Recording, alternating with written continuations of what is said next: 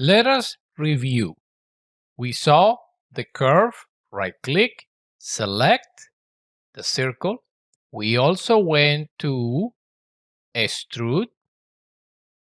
We're going to extrude this circle, and the direction, we can go to vectors, vector, and we can use the Z unit. But this time, I want you to pay attention to amplitude.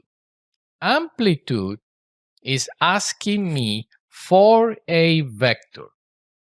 So I can go to params, select a curve. Let me select this line, connect the line to the vector, and that line is going to give me the direction, not the magnitude. So if I create a numeric slider, this value is the one that is going to give me the amplitude. If we connect this one, notice that I can extrude, but not only that.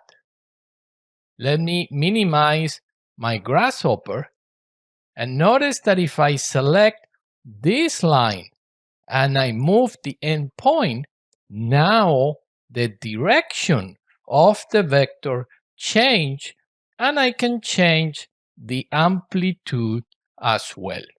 So be aware of amplitude. It's really, really powerful.